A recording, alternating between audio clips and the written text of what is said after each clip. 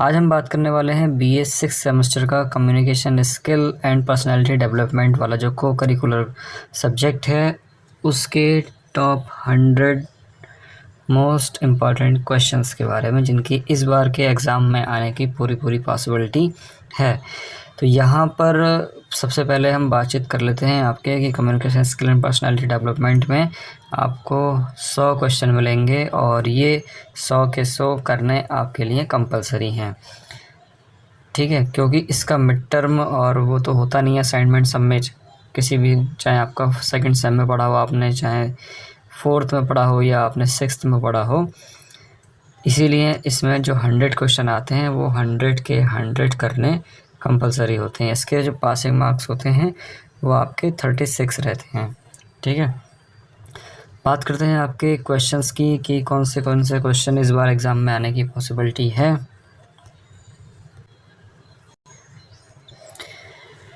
तो यहाँ पर सबसे पहला जो क्वेश्चन है आप लोगों का वो यहाँ आप देख सकते हैं, मनोविश्लेषण के प्रवर्तक कौन है। मैं हिंदी में आप लोगों को पढ़ के बताऊँगा और इंग्लिश वाले का सेम आपको जो साइड में आ रहा है उसका आंसर आपको देख लेना है कि क्या हो सकता है, ठीक है। तो सबसे पहला जो क्वेश्चन है उसका मनोविश्लेषण के प्रवर्तक कौन है, तो वो हैं आपके फ्रॉइड। उसके बाद अंतःस्रावी ग्रंथियों के स्राव को कहा जाता है हार्मोन। आगे बीच में से ऐसे हो सकता है कि मैं आपको 2-4 क्वेश्चन छोड़ के बताऊं या फिर 5-6 क्वेश्चन छोड़ दूं, तो वो इसीलिए छोड़ रहा हूं क्योंकि जो मोस्ट इम्पॉर्टेंट हैं सिर्फ उन्हीं की यहाँ पर बातचीत की जाएगी, ठीक है। उन्हीं के आपके आंसर यहाँ पर दिए जाएंगे। पर्सोना का अर्थ है, पर्सोना का अर्थ होता है आपका दिखावा। उसके बाद एरिक एरिसन ने मनोसामाजिक विकास को अवस्थाओं में बांटा। कितनी अवस्थाओं में बांटा है? 8।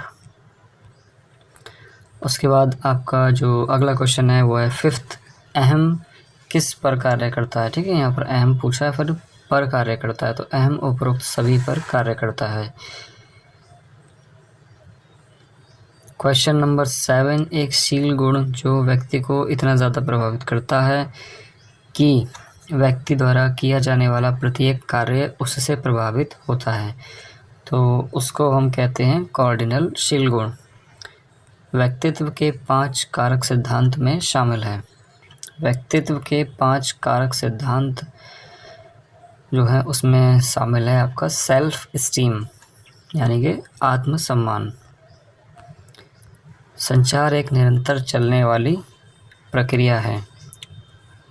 क्वेश्चन 9 का ऑप्शन बी। संचार के संदेश में संप्रेषण कौन प्रारंभ करता है, तो जो सेंडर होता है वही प्रारंभ करता है यानी कि प्रेषक। तो 10वें का आपका सी सही हो जाएगा। संचार डैश कौशल का एक भाग है। संचार जो है सॉफ्ट स्किल का एक पार्ट है। निम्नलिखित में से कौन सा प्रभावी संचार एक बाधा है, तो यहाँ पर आपका क्वेश्चन 12 का हो जाएगा ऑप्शन डी। उसके बाद क्वेश्चन नंबर 13, एक प्रक्रिया जिसके द्वारा ग्राहक संदेश के स्रोत द्वारा उपयोग किए गए प्रतीकों का विश्लेषण करता है, तो उसको कहते हैं हम डिकोडिंग। उसके बाद 14वां क्वेश्चन नंबर 14, निम्नलिखित में से कौन सी सूचना के उद्देश्य से विचारों, भावनाओं, सुझावों, आदेशों आदि की विषय वस्तु है, तो यहाँ पर जो है वो आपकी हो जाती है संदेश।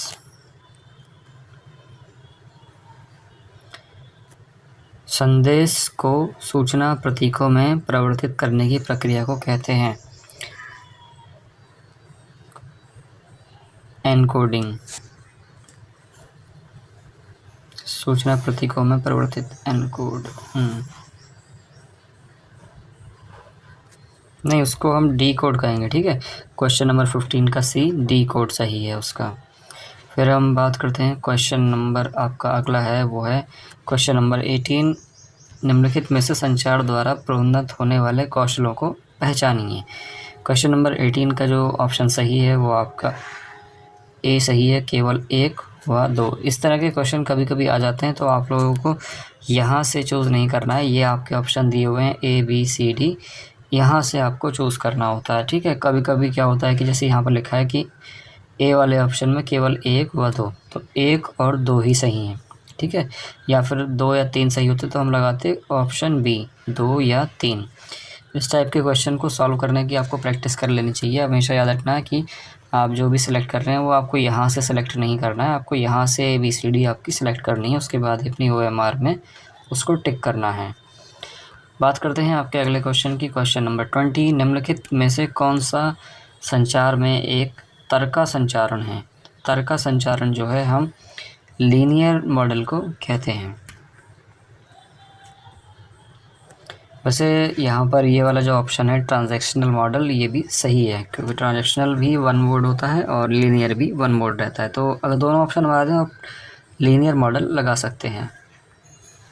उसके बाद क्वेश्चन नंबर 23, संचार के किस मॉडल में सभी लोग समान रूप से संदेश की इनकोडिंग व डिकोडिंग में सम्मिलित रहते हैं? तो यहाँ पर जो आपका ऑप्शन सही हो जाता है वो है इंटरएक्शनल मॉडल। उसके बाद हम बात करते हैं आपके क्वेश्चन नंबर 24 की। संचार का कौन सा मॉडल पदानुक्रम में समान स्तर के लोगों में पाया जाता है? तो वो होता है आपका हॉरिजॉन्टल मॉडल। क्वेश्चन नंबर 26, देखो एक यहाँ पर हम देख लेते हैं आपका, इसका फ़िलहाल आने के तो कोई चांस नहीं है। हम क्वेश्चन नंबर 25 पे ही बात कर लेते हैं कि कैसे ये सॉल्व होता है। यहाँ पर देखो एक दिया हुआ है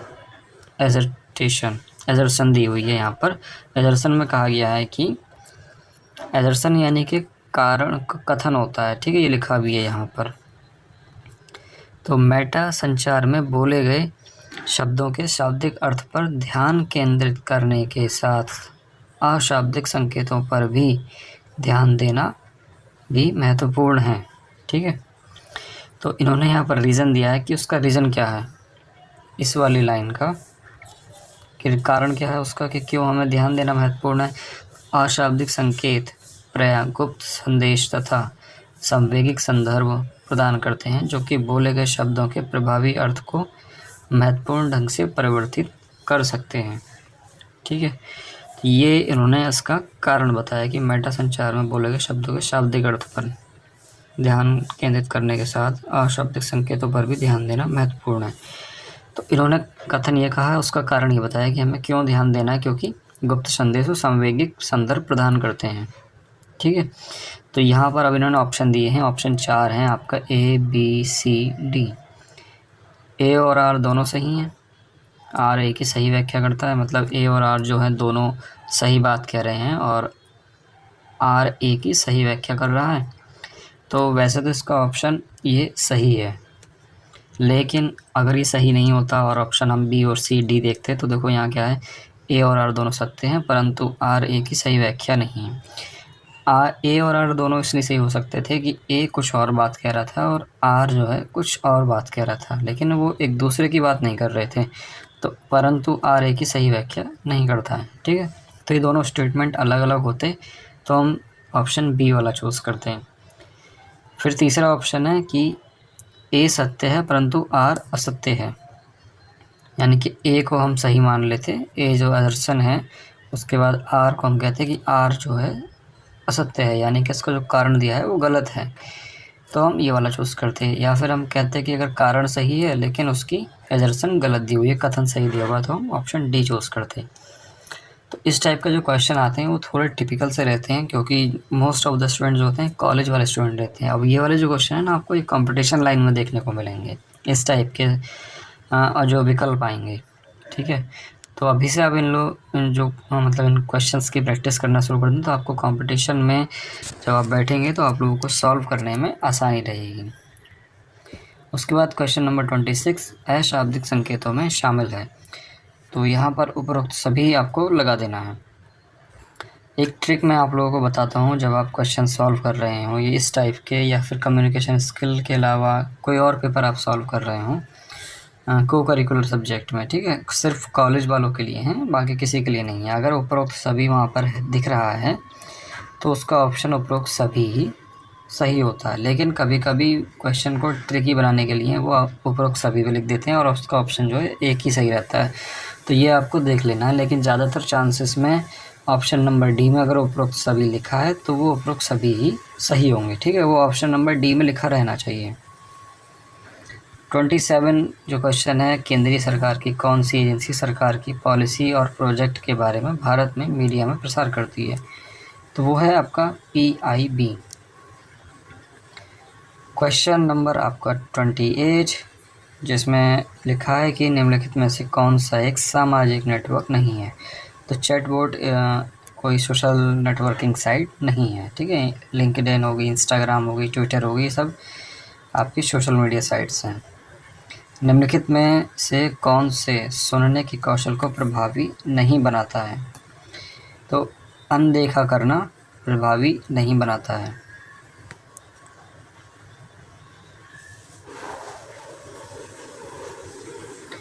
क्वेश्चन नंबर आपका 30, यहाँ पर हम बात करते हैं आपकी निम्नलिखित में से क्या सहकर्मियों के बीच आपसी समझ के लिए महत्वपूर्ण है? तो क्वेश्चन नंबर 30 का जो ऑप्शन है वो है प्रभावी सुनना। ठीक है, सुनेंगे आप तभी एक दूसरे की बातचीत को समझ पाएंगे और उसके काम को समझ पाएंगे कि उसने काम दिया है। क्वेश्चन नंबर 31, एक भाषण को सत्य का बढ़ावा देना चाहिए? Option number B. फिर यहाँ पर ऑप्शन नंबर जो है आपके 32 में सही होंगे, वो होगा कि एक विश्वासी वक्ता श्रोता की आंखों में देखता है। ठीक है, 32 का सी सही हो जाएगा।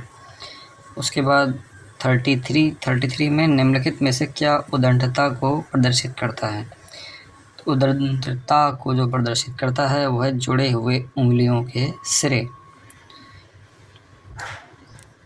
ऑप्शन आपका 33 का ए सही रहेगा। उसके बाद है एक केंद्रित उंगली का भाव हो सकती है। तो एक केंद्रित उंगली आरोपण कर सकती है। जब आप किसी को उंगली दिखाकर बातचीत करेंगे, उंगली उसकी तरफ करके बात करेंगे, तो उसको आरोप लगाते हुए आप बात करेंगे।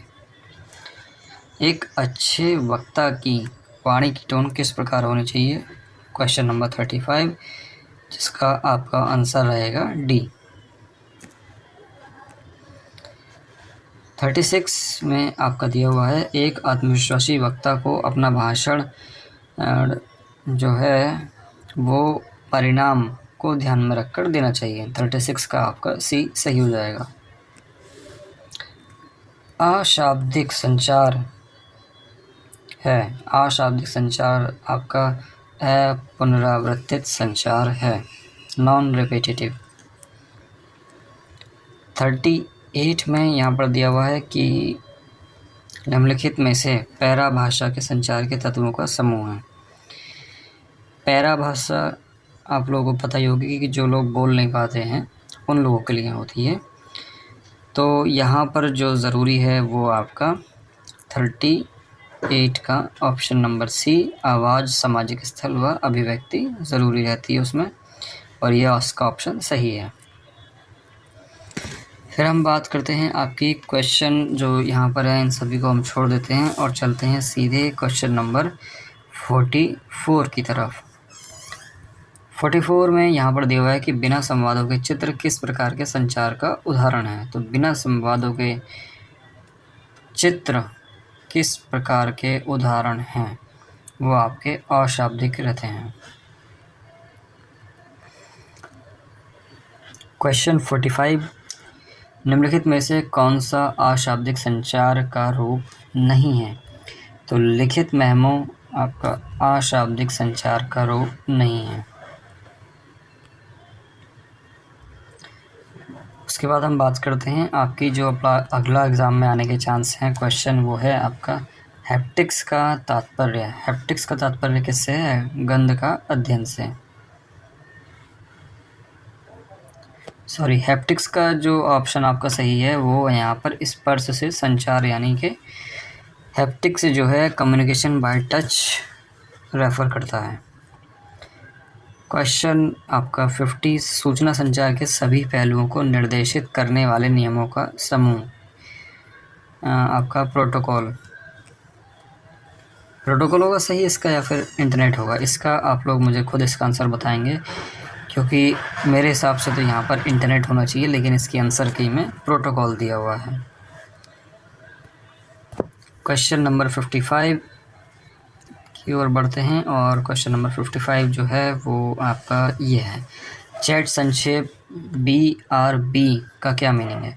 जो आप लोग चैटिंग करते हैं और लिखते हैं BRB, तो BRB का मतलब होता है बी राइट बैक, यानी कि इसका जो ऑप्शन सही है वो आपका क्वेश्चन नंबर 55 का ऑप्शन बी सही है। 55 के बाद हम बात करते हैं 57 का। 57 एक सामूहिक विमर्श में कौन से गुण महत्वपूर्ण हैं। तो यहाँ पर सामवेगिक स्थिरता इम्पॉर्टेंट है। 58 में एक सामूहिक विमर्श में व्यक्ति को ज्ञान द्वारा संचार करना चाहिए, ठीक है। जब उसके पास नॉलेज होगी तभी वो एक ग्रुप डिस्कशन में बातचीत कर पाएगा। उसके बाद आपका अगला जो क्वेश्चन हम देखेंगे वो है क्वेश्चन नंबर 58, 58 तो हो चुका है। क्वेश्चन नंबर 59 की हम बात करते हैं। एक विमर्श को रोकने का सबसे ख़राब समय कौन सा होता है। एक ग्रुप डिस्कशन चल रहा है या फिर बातचीत हो रही है और उसमें बीच में जब आके टोक देंगे तो वो एक सबसे ख़राब रहेगा, यानी कि जब 2 या 3 लोग एक साथ बात कर रहे हों तब उसको रोक देना एक ख़राब बैड मैनर्स हैं। 60 का आपका जो ऑप्शन सही रहेगा वो है ऑप्शन बी, यानी कि तेज़ बोलना। क्वेश्चन है कि एक सामूहिक विमर्श में निम्नलिखित में से किससे बचना चाहिए। जब 4-5 लोग बातचीत कर रहे हों, वहाँ आप भी बैठे हों, तो अगर आपका तेज़ बोलना लगातार जारी है तो वो गलत है। 61 एक सामूहिक विमर्श में हमें चाहिए, एक सामूहिक विमर्श में हमें आत्मनिष्ठ होना चाहिए। उसके बाद जो अगले क्वेश्चन हैं आपके, उसकी वीडियो मैं आपका अगले पार्ट में लेकर आऊँगा, क्योंकि वीडियो काफ़ी लंबी हो चुकी है। तो एक बार में इतनी लंबी वीडियो को आपको देखना ठीक नहीं है, और ना ही आप लोग इतना याद कर पाएंगे, ठीक है। तो कम्युनिकेशन स्किल में अगले जो 50 क्वेश्चन आएंगे वो बहुत जल्द ही आने वाले हैं, और जो सभी क्वेश्चन रहने वाले हैं वो बहुत इंपॉर्टेंट रहने वाले हैं। तो अगली वीडियो में मिलते हैं।